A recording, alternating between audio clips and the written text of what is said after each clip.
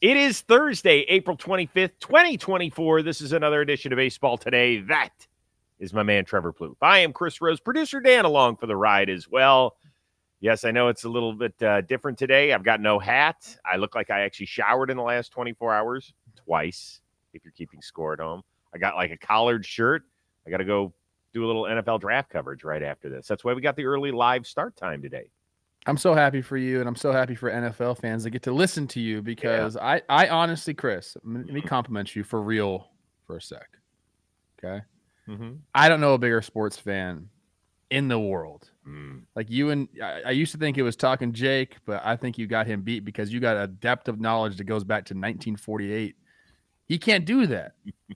So I'm happy for you, and I'll be watching all your stuff today on NFL Network. Will you be watching with Matthew is the question.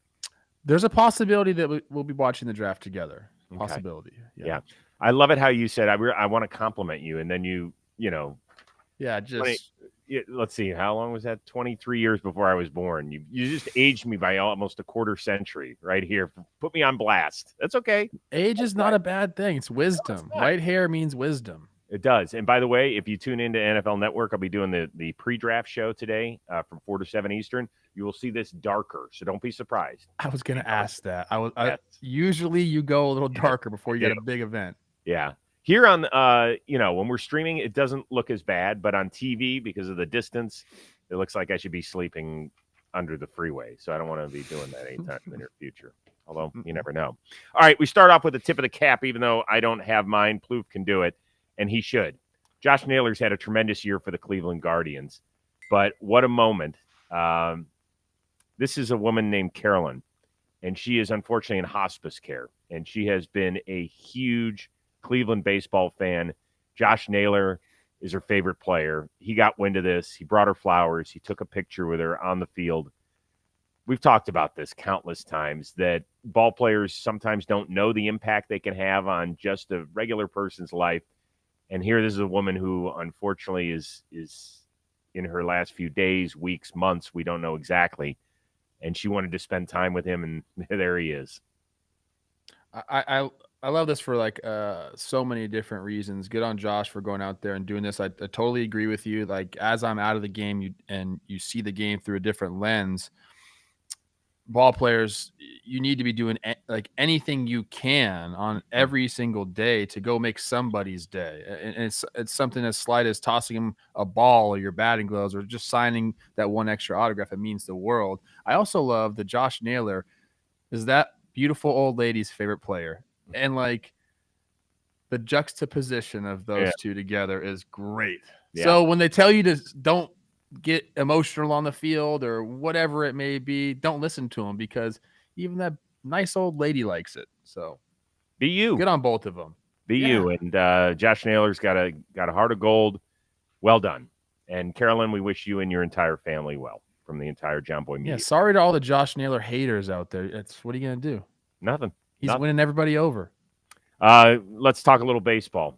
Gunnar Henderson has won a lot of people over. Rookie of the Year a season ago, MVP candidate this year. Homers in back-to-back games as the O's took 2 or 3 from the Angels out in Anaheim. Okay. It's the 23 and under crowd in baseball right now. Yeah. Does he go first in the draft? So I just spent quite a bit of time, I believe it was on Talking Baseball, gushing about Gunnar Henderson, how I'm a little late to the party, but maybe I'm not too late. He's become a top 5 player in baseball for me personally. I just love watching this guy play. So really, I think your question comes down to, it's Gunnar Henderson. Is Corbin Carroll still included in this? I think he is. Julio Rodriguez. You can do, some of the other Orioles players. Bobby Witt is... Ooh, good one. I got to look. Is he older? Up. That's a close one. So I'm just answering your question. Yes, I think I would take Gunnar Henderson right now with the pick. He's shown improvement every single year. If you go back to 2022, 2023, there was some platoon split stuff. Obviously, he's a lefty. His last 2 homers have been off Tyler Alexander and Matt Moore, and he's looked great. Like those swings his swing is so pure, Chris. I love watching the guy play. This year against right-handers, 1.025 OPS. This year versus left-handers, 1.017 OPS. So he's figuring out that platoon thing. I think that'll get better with time. I also believe the strikeout percentage will get better with time, which means the walk percentage will get better with time. Like this guy is he's learning about big league pitching. So I'm going to say yes. The only other person I think I would take over him is not even in the big leagues yet, and it might be Paul Skeens. So I was wondering if you were going to take a pitcher over a position player. Skeens, like I got a seat at the big league level, but like if he comes up and looks like he's looked in the minor leagues, like he might be the only one I take over Gunnar Henderson. But for right now, the guys that are in the big leagues, I'll say yes. I think it is Gunnar. Right. So so it's Gunnar, Witt, who doesn't turn 24 until June, Corbin Carroll, J-Rod, and then if you want your choices of Jacksons, that's fine. I mean, Jackson Churrio's Jackson Merrill's been incredible. He's been phenomenal. And those are all good choices.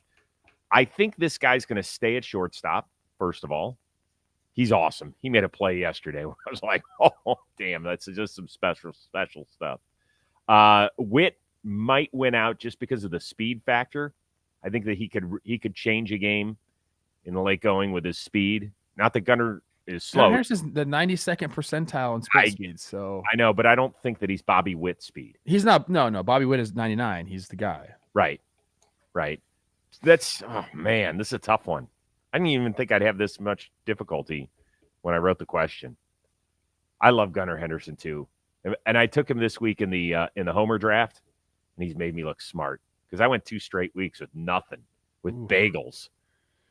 Yeah, the body type gets me. Everything seems very solid with Gunnar. 6'3", 220 is what he's listed at, but he moves really, really well for that. Like almost like a Troy Tulowitzki type movement out there.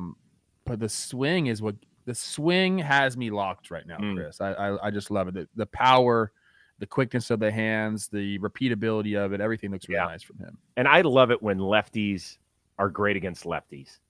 There's just something special about it because I think you just don't expect. He hasn't been career-wise. Career-wise, he's still like a 640 OPS, but this year he's taken a step. Those 2 homers early on help. There's one other guy I would put in here, Evan Carter. Yeah.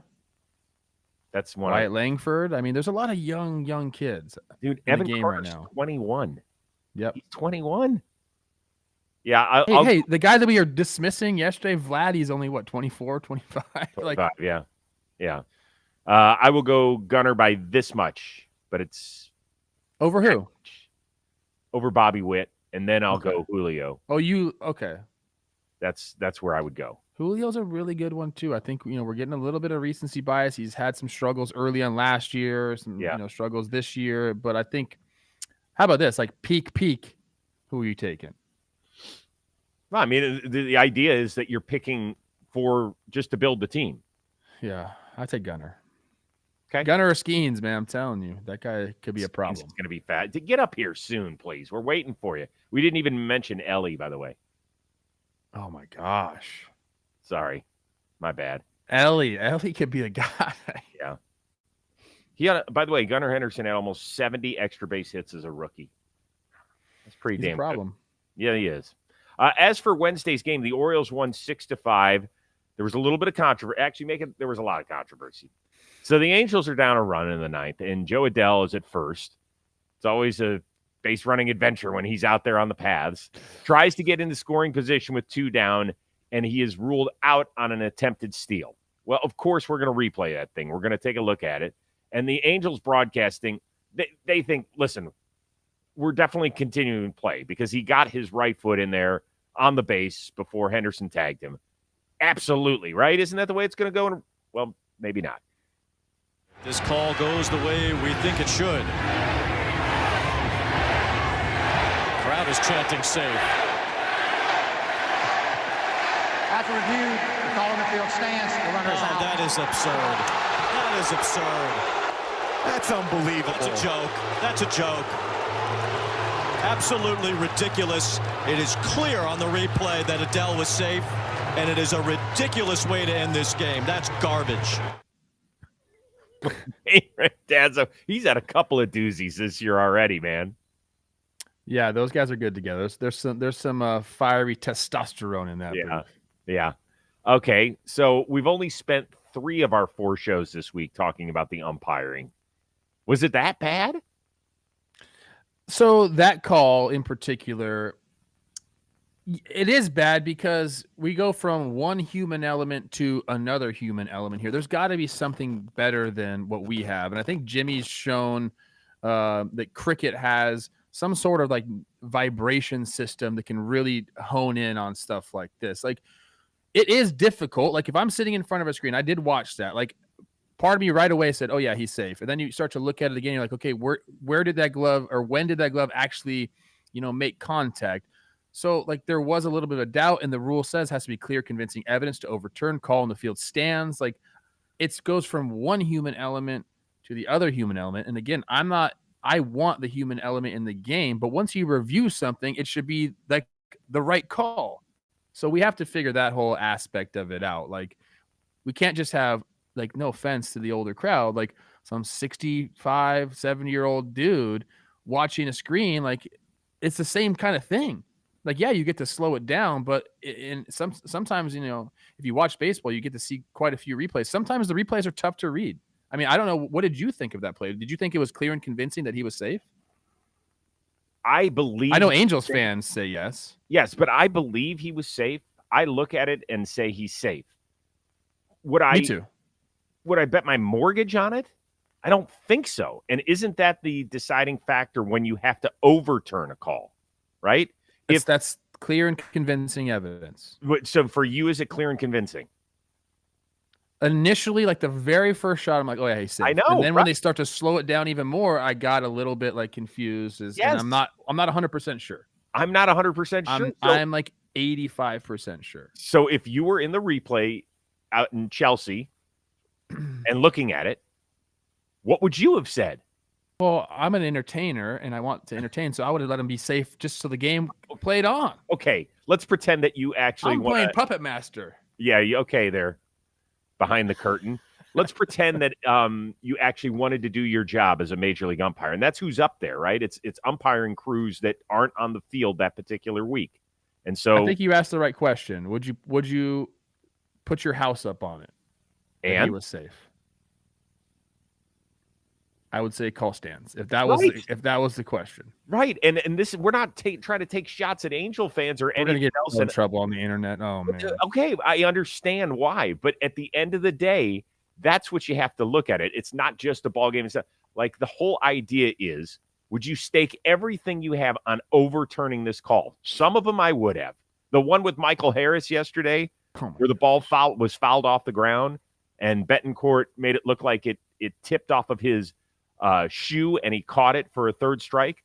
That one I would put my house up for. That's a whole different issue. You can't even review that one. I know, but I'm saying if we could review it, then of course, that's clear. Right. That's clear and convincing. So when you get back to the Joe Adele play, by the way, can we just make a rule, a universal rule, that Joe Adele is not allowed to run the bases other than just go station to station? Let's make him like an old video game. Stop. This one's not like his problem. He tried to make a play to get to second base, get in scoring position, and like most likely, Chris, he was safe. So I'm not bagging on the kid for this one. Yeah. There's a couple earlier in the year that you could talk about, but not this one. Mead in the chat says clear and convincing equals 90% in court. Ooh, I said 85. Okay. Is that really what it means? If you're 90% sure somebody did something, that's clear and convincing? Okay. Then 90% of my mortgage. I'm trying to never actually be in court, ever in my life. Have you ever been in the back of a cop car? I have. A couple times. But never got charged with anything. Arrested? Never arrested. In Rochester, I got put in the back of a cop car late one night on, what was that street? East Ave or I don't know what it's called. What? Drunken. I just mouthed off to a cop because he was being obnoxious, and I just said something to him, and he freaking just threw me in the back of the cop car. So what were you in AAA? Yeah. Dude, come on, man. We don't need to call Terry Ryan and have him start getting words on one of the top prospects getting in the back of cop cars. I didn't really do anything. Like, my mouth gets me in trouble sometimes. I have an authority problem. Yeah. Never in the back of a cop car. Really?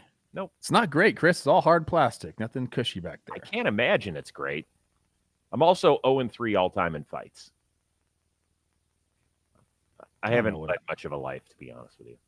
All right, so end of the day, upon further review, I think we're both equally confused with what happened. All I can tell you is it sucks for the Angels. It sucks for their fans. It was great for baseball fans to hear Wayne Randazzo go nuts. He has quickly become one of my favorite announcers. He is really, really good and funny and excellent. And when he gets pissed off, which has happened a couple times this year, it's even better. All right. Time to get ready for the season ahead with quality shades that are built to last. Our friends right here at Shady Rays have got you covered with these bad boys. Premium polarized shades that won't break the bank. Shady Rays, if you know nothing about them, it's an independent sunglass company offering a world-class product rated 5 stars by over 300,000 people. Their shades, they have durable frames. They have crystal clear optics. You look amazing, by the way, making them the perfect choice for all outdoor adventures. I love them for many, many reasons. First of all, they make me look like 20 years younger. So I walk outside and everybody's like, hey, who's the cool new guy in Los Angeles?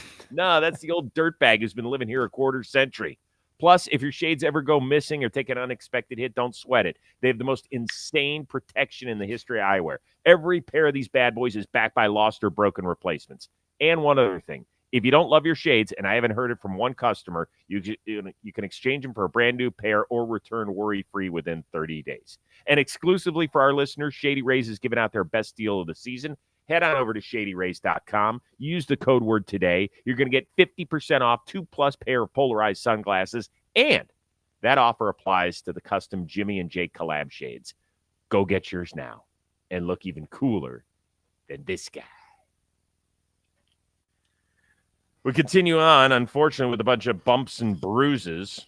Most notably, Cody Bellinger out indefinitely with a pair of fractured ribs. That sucks for him. He was just starting to swing it a little bit. And then Blake Snell has a strained adductor. They say it's mild-ish, medium-ish, whatever. It could be anywhere from a 2-week stint to maybe a month. Which one is a tougher blow for his respective squad? I'm going to say it's the Cody Bellinger injury. He, like you said, he was really heating up in his last 8 games, 333, 412, 700. They were 6-2 in those games, winning baseball with him getting hot. So I think that one is big, and ribs are no fun to come back from either. And there's really nothing you can do. You just have to sit around till they heal. And then it seems to me like maybe they end up not having him in the outfield as much when he comes back. So that kind of changes your team dynamic. We'll see what PCA does when he gets up here. Still searching for that first hit. Let's go, PCA. You're my guy. Let's go, baby. So I think it's Belly.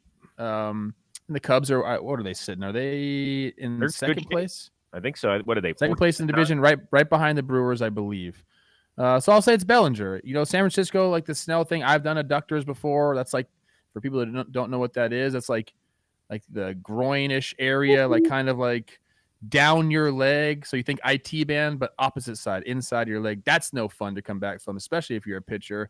But like, Blake hasn't been Blake yet. So they really, I guess, aren't missing his production. They will end up doing that, but I still think they have, good at least top three starters to go on, and then they can kind of figure it out, which they're pretty versed in doing that. It's obviously big for the Giants, but to answer your question, I'll go Bellinger. I think he was starting to heat up, the team's going, and just kind of, it's a downer when something like that happens to your guy. Yeah, I do think team-wise it's more with Bellinger and the Cubs. But to me, the more interesting story is Blake Snell.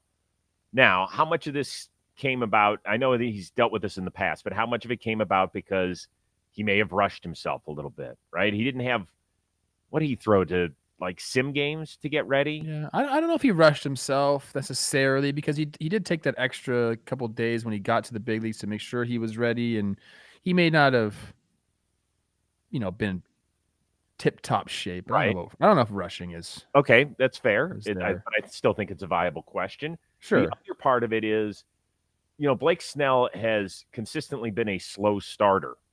So now the slow start gets interrupted. And if it is anything more than 2.5, 3 weeks, then he's got to start to get ramped up. And then he's really not contributing maybe till late June for a team that, is interesting, but they're certainly not scoring at a high rate. Their pitching has actually been really good. Logan Webb is already a Cy Young candidate, our boy.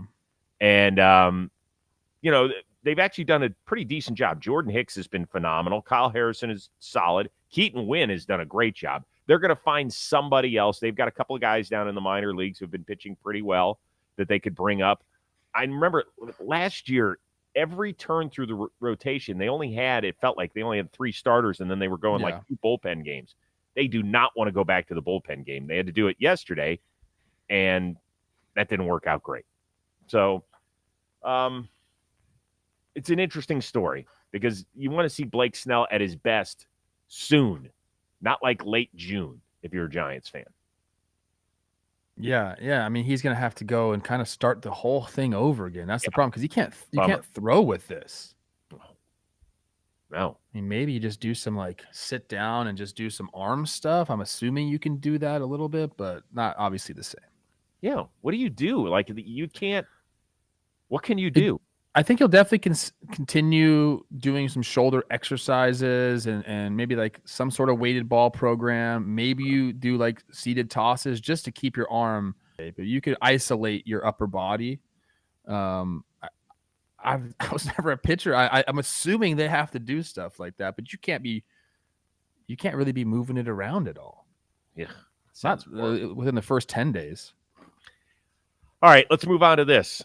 Both Central divisions, they weren't expected to do much at the beginning of the year. In fact, if you were to have lined up the 6 divisions and say point to the 2 worst, it probably would have been the AL and NL Central in no particular order.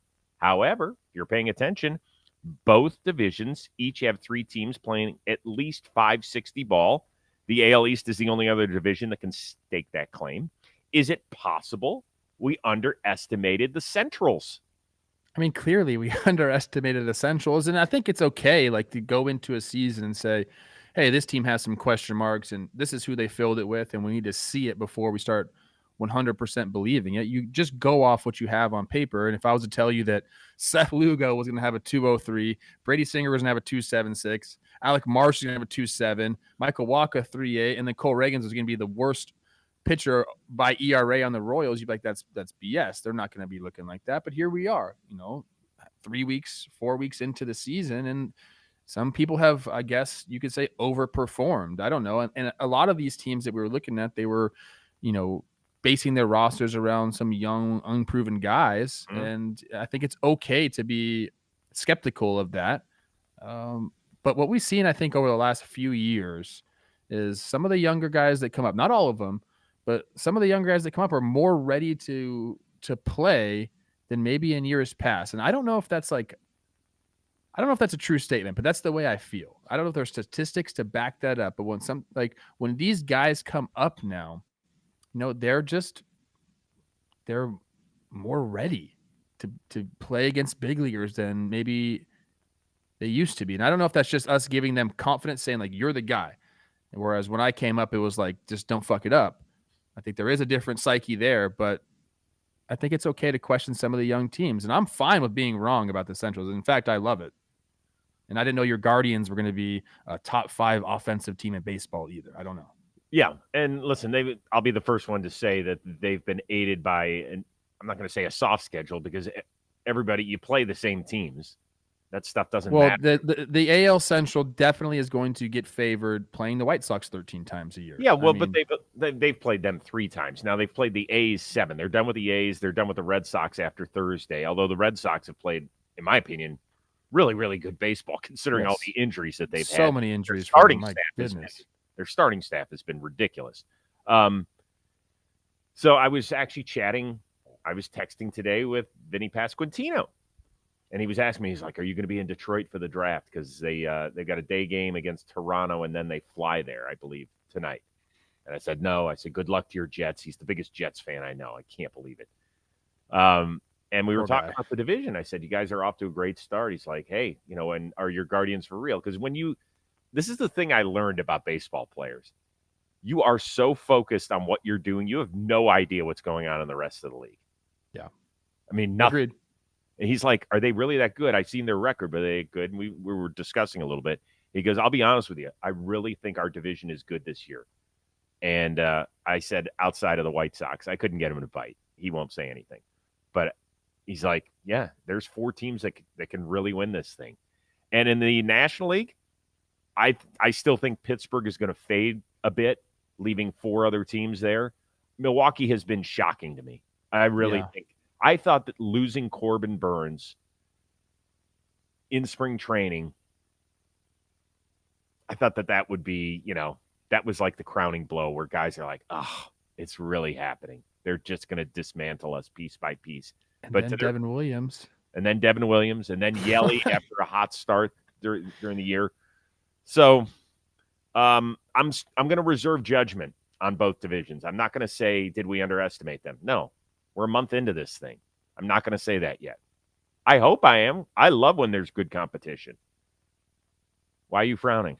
I don't know. I mean, a month in, and it's not just one team that's doing it. Like, these teams are performing at a pretty dang high level, and I don't know. There's nothing completely unsustainable about what these teams are doing. I guess you could point to the Royal starters and saying maybe they're going to have regression. Indians or the Guardians, excuse me. Mm-hmm. Maybe they have a little offensive regression. Maybe Josh Naylor's not a one-dot guy, but for the most part, they're also winning in different ways. It's not just one set way that's going to regress. I'm a fan of these teams, man. There's some fun teams to watch in these central divisions. I think they play baseball a little bit differently than their coastal counterparts. Don't you agree to that? I like that, your coastal counterparts. I would say one of the more interesting series this weekend is Tigers hosting the Royals. It's the first time those two will tango, and I think that those two teams will be in it all year long. It's going to be fun. Twins are the hottest team in baseball, Chris. What are you talking about? Stop. Don't get me started. Those should count as half wins. not full. They do seem inevitable. I'm watching these games. I'm like, I know they're going to win. Dude, the White Sox just don't have it. We're going to have like a full discussion, like a full, I think, baseball therapy session, and just allow White Sox fans in. Let them voice. They're 3-21. That is so bad. 3-21. They're on pace for less than 40 wins. The Marlins are only 6-20. I mean, there's some bad teams in baseball right now. Yeah, but there's a difference when you're watching the Marlins as opposed to the White Sox. The Marlins, yes, there is. Totally. Yeah. Well, they've been decimated with injuries too. Like, there's that aspect of it. They also sent down their best starting pitcher for some reason. I think it's more than that. They've had some games where they've been right in there. The White Sox have had like 2 of those. Okay. Really, that's the way I feel. All right, finally, better visual from Wednesday. Speaking of the Marlins, Sixto Sanchez, good to see you back on the mound as a starter for the first time since 2020. Apparently, he forgot a little bit about the rules. He did the fake pickoff to second when there were runners on the corners. But was that better than seeing Matt Waldron's knuckleball do its thing out at Coors Field? We actually saw the home plate umpire Bill Miller catch one right in the onions. That's how much movement there was. And he called it a strike, too. Good for him. Yeah, I love that part right there. He's like, okay, let me pick this ball up. Yeah, that was a strike. I've been watching some Matt Waldron because before the season, I wasn't too familiar with him. I'll put my hand up. And I thought, okay, this guy's a knuckleball. Let's check it out. But, like, he's a different type of knuckleball. He's like one of those hybrid knuckleball guys that I despise as a hitter. Love watching him as a fan. I'll go with that one. I like Waldron. I like watching that thing dance up there. I love it when catchers just can't catch it. And I wish more catchers would go to the big glove. Remember the big glove they used to use for knuckleballers? Like kind of like a softball glove, first baseman type glove. Yes. They don't really do that anymore because I think it's too difficult to get the ball out and guys will just run all over the place. But I like knuckleballs. And Sixto, like, That's hilarious. I don't even know what to say about that. It's amazing. What did he think was going on? Did he? I looked if he had a quote after the game. I couldn't find one. Like, what the hell was going on there? I don't know. It was just good to see him back out there. Yeah. It wasn't perfect. Three runs in 2 2/3, but he certainly gave us something to chuckle about. The knuckleball. Have you ever hit one? Like, or been up? Oh, you know, one? So when I worked at CNN, I worked with a guy named Matt Yaloff, who's now at MLB Network as well. And I remember Matt said I think he was a decent high school baseball player. He goes, if I had 10 swings against a Tim Wakefield knuckleball, he goes, I could definitely hit one. And we're all like, you're nuts. There's no way you could. No way you could touch one. What do you think? It just depends on the day with those guys. If they have it going, like, it's very, very difficult. But there are times where, I mean, the whole adage is see it high, let it fly with those guys. That's all you try to do is just get it up. If he messed up one, yeah, you could hit. When they miss on a knuckleball, it's a meatball. It's just hanging right there. But like I said, when they're on and they have it, the feel is there. It's just, you don't see anything like it. So it's really just about luck at that point.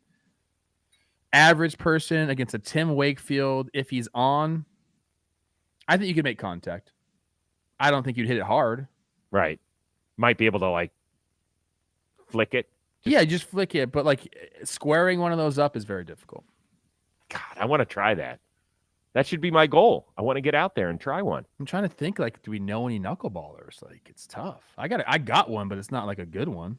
Yeah, all you guys screw around with that stuff when you're playing catch, don't you? Oh, yeah. Oh, my God. Yeah. Did you ever play with a guy who could throw it? Who had a good one? I remember somebody. I'm blanking on who it was, though. Yeah. I love the knuckleball, man. Every team should be required to have one in their organization. Required. I don't mind that. And then if you make it, you make it. I faced so many guys. I faced RA. I faced Tim Wakefield, RIP. Stud. Yeah. And there was another guy. I think the White Sox had a guy at one point too. Yeah, there's been a bunch over the years. Okay. That'll do it. Enjoy your day baseball. Enjoy your NFL draft. I will not be here on Friday. We're still working on fill-in, but don't worry. I think I got something. I'm taking the show over. Yeah, I love it when you do that. I just hope that I still get my seat when I'm back here on Monday. Maybe. So just check our social media channels on what time. It'll probably be noon Eastern, 9 a.m. Pacific, since you do have Talking Baseball, which is always very cool. For our one-of-a-kind producer, Dan Rourke, and the uber-talented, even if he isn't a knuckleballer, Trevor Plouffe. I am Chris Rose.